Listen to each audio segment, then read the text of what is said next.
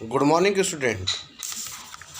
देखिएगा, उत्पाद मिश्रण को बताने के बाद विपणन प्रबंध में अब सबसे पहले ब्रांडिंग आती है। ब्रांडिंग का अर्थ समझते हैं, ब्रांडिंग क्या चीज़ होती है।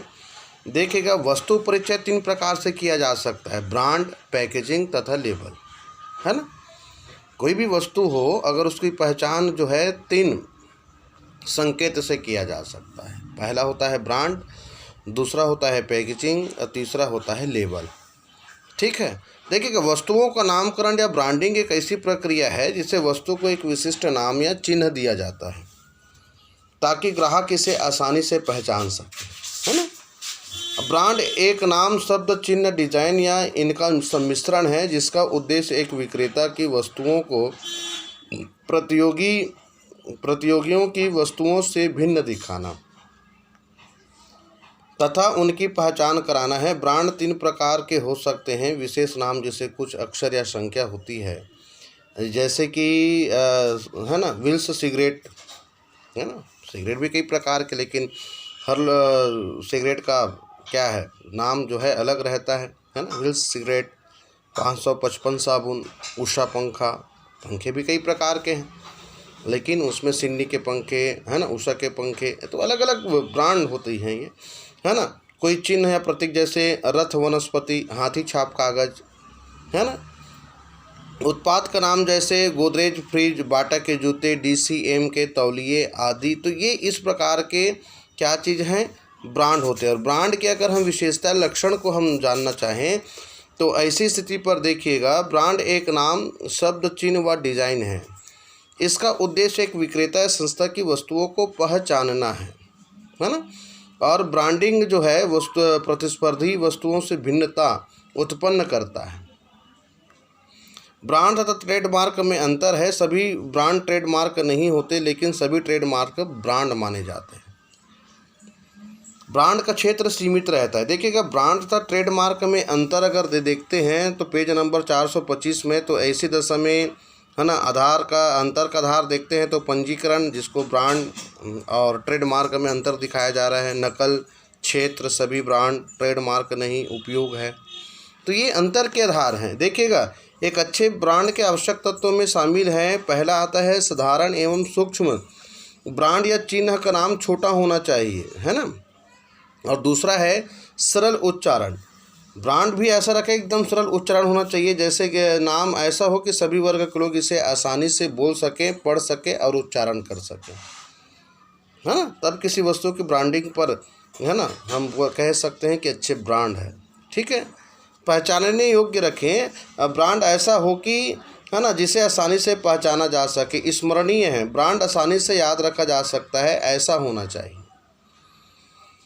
समय के अनुरूप, एक अच्छा ब्रांड वह होता है जो समय के अनुरूप हो। आकर्षक होना चाहिए, ब्रांड ऐसा हो जो बोलने में तथा सुनने में अच्छा लगने के साथ साथ आकर्षक भी हो। सुझावात्मक, ठीक है, ब्रांड का नाम सुझावात्मक होना चाहिए ताकि ग्राहक पर अनुकूल प्रभाव पड़े और ब्रांड के नाम से उनके गुणों को तुरंत स्मृति आ जानी चाहिए।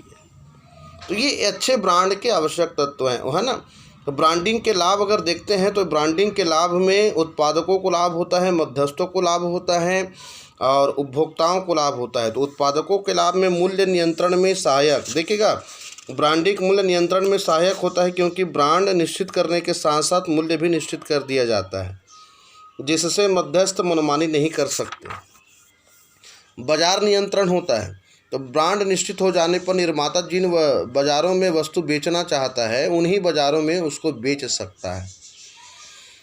अर्थात ब्रांड निश्चित होने से बाजार पर नियंत्रण किया जा सकता है, अन्यत्र नहीं। यदि उसकी वस्तु पर कोई ब्रांड नहीं तो मध्यस्थ उसे कहीं भी बेच सकता है, जिसका पता उसे आसानी से लग सकता है ना। तीसरा है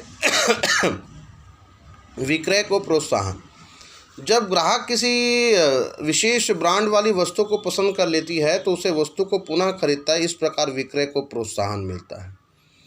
प्रतिस्पर्धा से रक्षा होती है। ब्रांड वाली वस्तुओं के क्रेताओं में ब्रांड के प्रति विश्वसनीयता या वफादारी पैदा हो जाती है। उसी ब्रांड को खरीदने की उनमें आदत हो जाती है। इससे निर्माता की प्रतियोगिता से रक्षा होती है।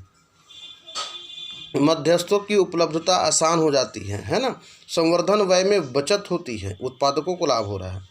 अन्य लाभ जैसे कि निर्माता को ब्रांड से वस्तु पहचान का लाभ तथा पंजीयन होने से नकल नहीं होने का लाभ मिलता है ना।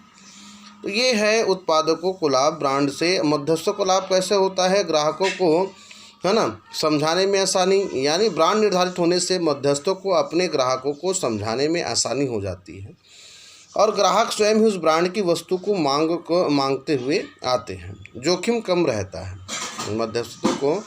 देखिएगा, ब्रांड वाली वस्तुओं की कीमत में उतार चढ़ाव अधिक नहीं होते, अतः कीमत में उच्चावन संबंधी जोखिम से वे बच जाते हैं। तीसरा है संवर्धन की आवश्यकता नहीं होना, यानी ब्रांड वाली वस्तुओं के विज्ञापन एवं संवर्धन व्यय स्वयं निर्माता द्वारा किए जाते हैं, अतः मध्यस्थ को ऐसे व्यय करने की आवश्यकता नहीं होती। निर्माता विज्ञापन से मध्यस्थों के नाम भी देते हैं। कभी कभी मध्यस्थ संवर्धन व्यय स्वयं करते हैं तो उसकी पूर्ति निर्माता द्वारा उन्हें कर दी जाती है। चौथा है साख में वृद्धि, है ना।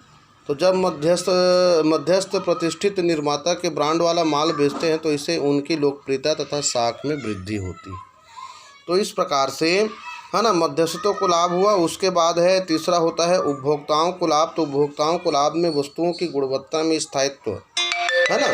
तो उपभोक्ता की वस्तुओं में स्थायित्व यानी ब्रांड वाली वस्तु की गुणवत्ता स्थिर रहती है, उससे सामान्यतः गिरावट नहीं आती और यथासंभव उस निर्माता सुधार का ही प्रयास करते हैं। इस प्रकार उपभोक्ताओं को सदैव अच्छी गुणवत्ता वाली वस्तुएं उपलब्ध होती है। दूसरा है कीमतों में स्थिरता, यानी ब्रांड वाली वस्तुओं की कीमत निर्माता स्वयं निर्धारित करते हैं, मध्यस्थ उसमें कोई परिवर्तन नहीं कर सकते।